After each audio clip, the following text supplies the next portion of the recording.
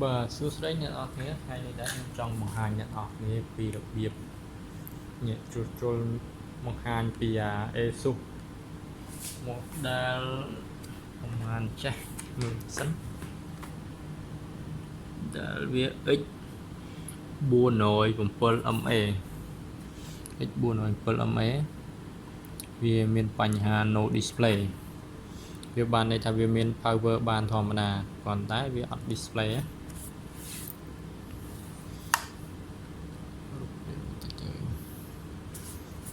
lấy bạn thay dương vì để dương trực công tạo power tất cả nhé vì miền lương bên này chẳng mình tái vì up display thì mình bật về mình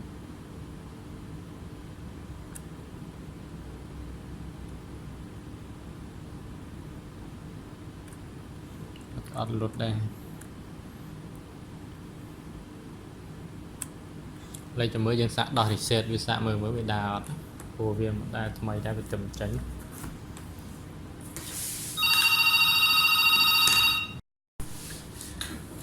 anh bị một đà vía x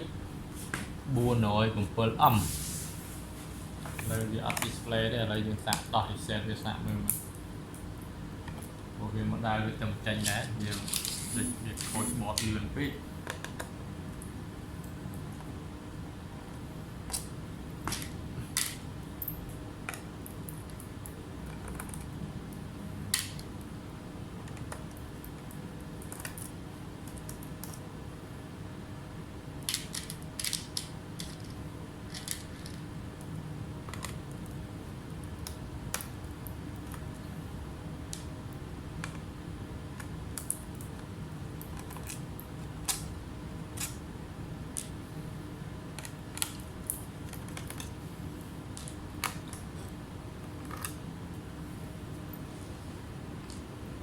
thì phụ cái xuống nó dương đó bây giờ như có của sai về lấy còn sai về ở mà như giờ thì dương chặt cái mớt lia cho bỏ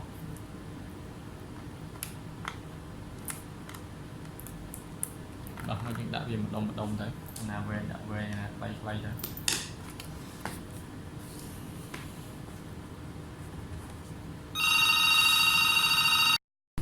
và nó biết đo cộng hộp á đo khang cộng hộp khang keyboard nhỉ trong những đi mất cho Việt Nam nữa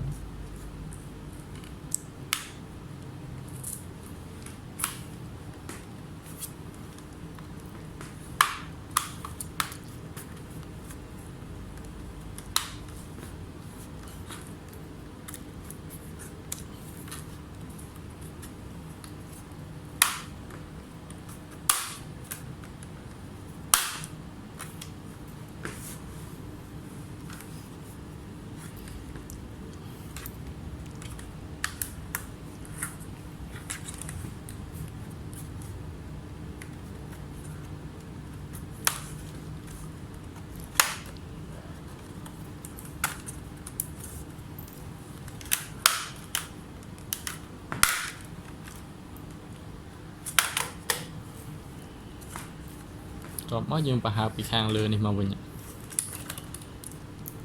không mỗi biết bạn lừa lụt ấy dương mưa với cái điện xài đi phía nơi hàng cổ đấy chặt tiền là lắng đặt xá này phải nhé đặt xài xài printกับ print hay xài này thật phết nhưng bà hào biết tiền vì máu hàng đấy dân tiền là hàng một này hàng màu một này máu đọc về chân nó ok này nhé xài về trắng nick xài keyboard xài touchpad nick xài fingerprint scan cái dạng đài nhé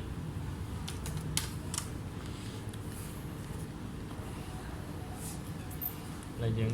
này là những đọc về chân mình đi trang chânนี่อันนั้นก็ไล่เคลียร์เวียนเนี่ยยังดอกแต่ใช้มวยนี้บ้านเนี่ยใช้นั่นก็ไล่เคลียร์เวียนนะไล่เนี่ยดอกถ้าประดับมอประดับใจจันอย่างไรยังดอกเคลียร์ไปเจ้ามาทุกคน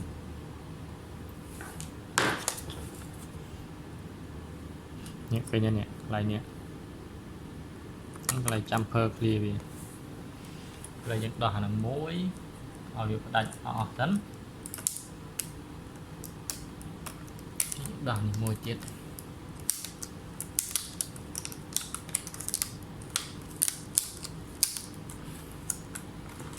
sai skin những đỏ hình thòng thì nó sẽ bị chặt giật bạn đọc lên tích sân lớn lời bàn này những đã cho bên bàn đọc sai skin cho bên nhất hai nợ đa thì anh đang chậm dần rồi nhưngคือตามมาตนาการนะ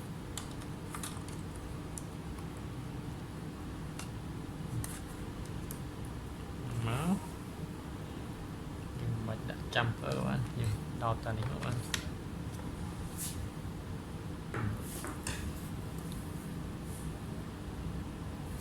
mới bị đau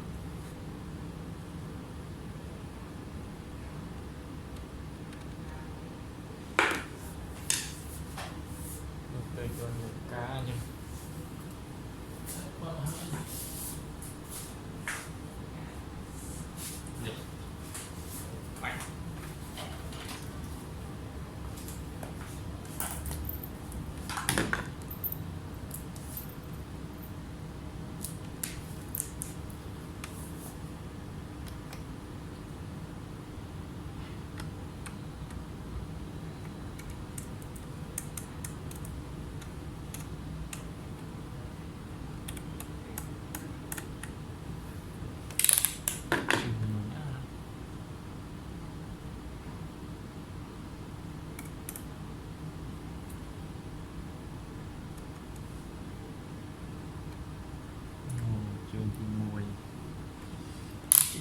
trên power về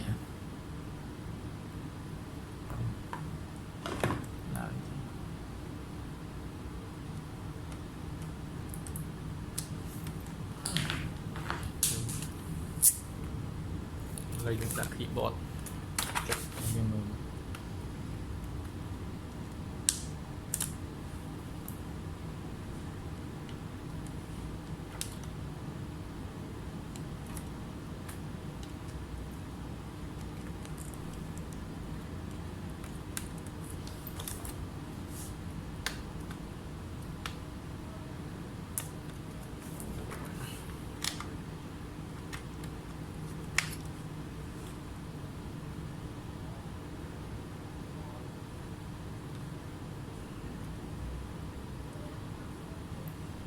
power ban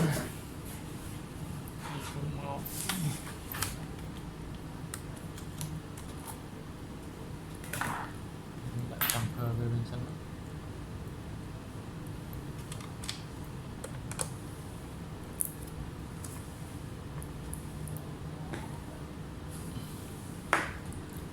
chim chia trăm phớt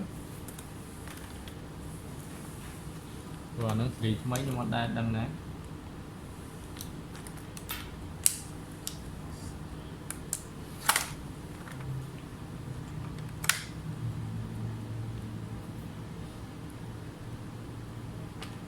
rồi đi chim chia trăm phớt mình tùy tiện đã trăm phớt anh thay vừa với bạn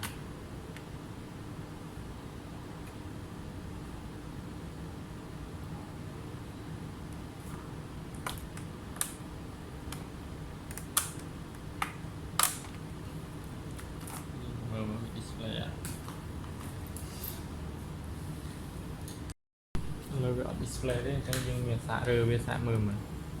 rơ tránh nhưng đỏ chạm phơi trên sân nghe về những đỏ chạm phơi tránh nhiều luật này nhưng rơ vì mờ mới vì mình cần việc display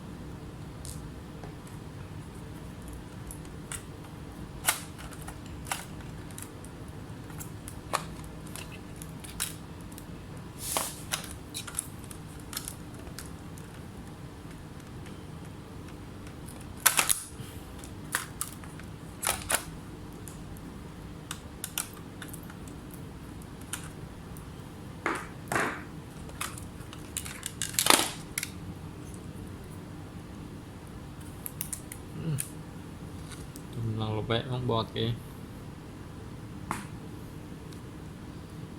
Như này xe đòn đây cho mới dừng vô rồi RAM tay mới chẳng nick for RAM đi for people buồn nồi lại dừng hồ RAM tay tạm mừng đó for people buồn rồi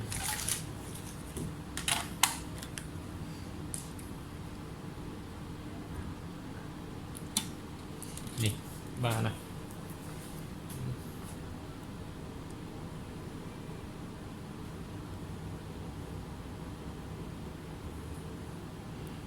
buồn rồi dạ vâng nhỉ.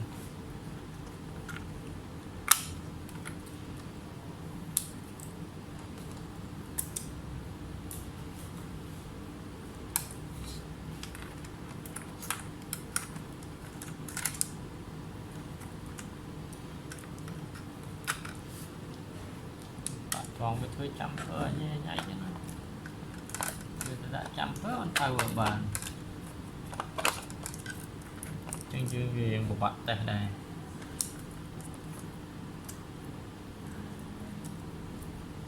tại còn thay những ăn bà đò mình lo vui những độ tới việc trên đó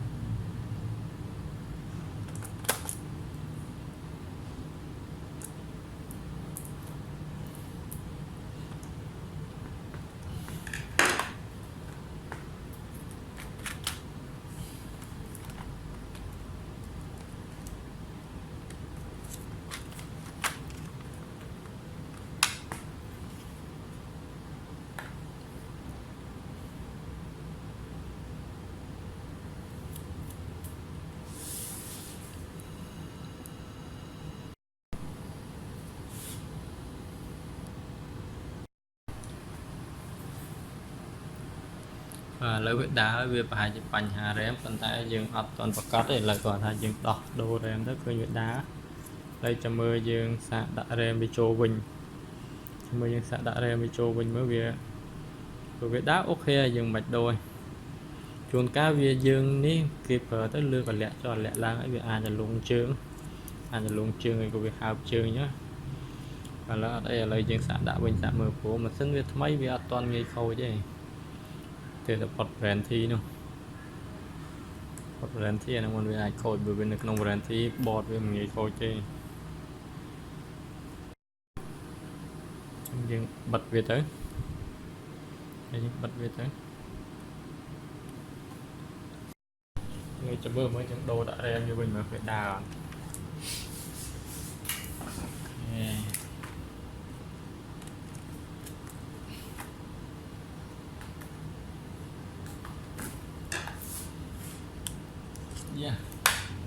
bộ ít tóc chăm cơ về tóc trên sân lại một tay dương bạc trong bài nó bị tròn đọc chân nó về lên phần nha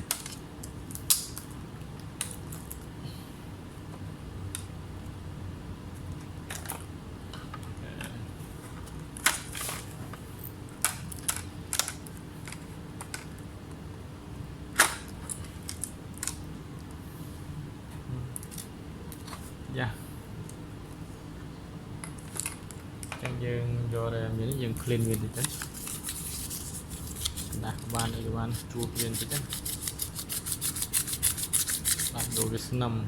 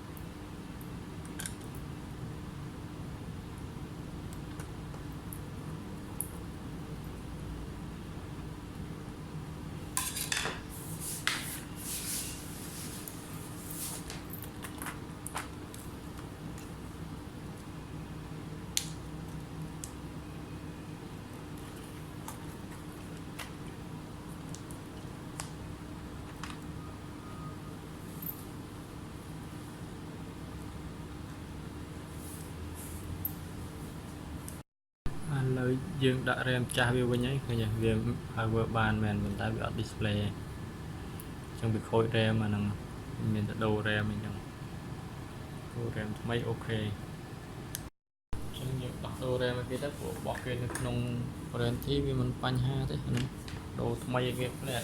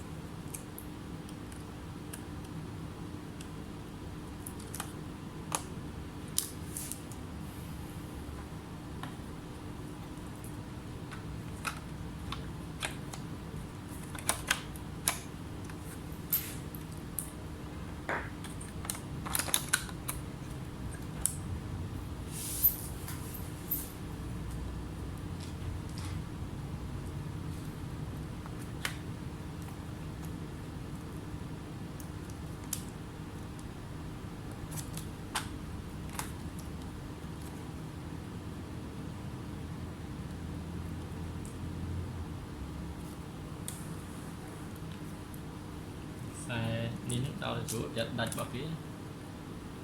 thật giật không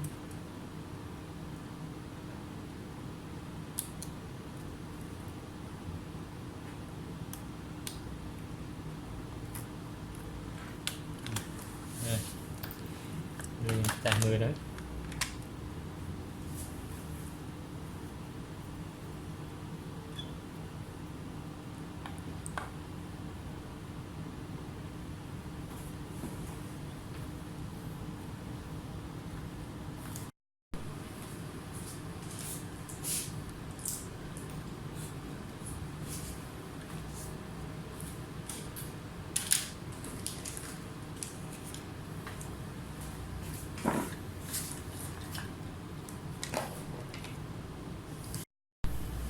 chẳng như khơi như bên đá ở những đầu rèm tất cả là những mình thử đó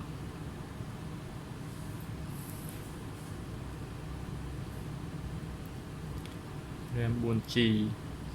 xe ron mùi trịch đọc là đấy đều vậy để nhóm trong bán cho phần năng thế chẳng dương ai mà mình bánh hái ai đó đâu phân của bạn lùa miền ấy tách ấy bây giờ miền ấy tách nhưng đó đâu thế miền tới miền đầu chiêng rồi nè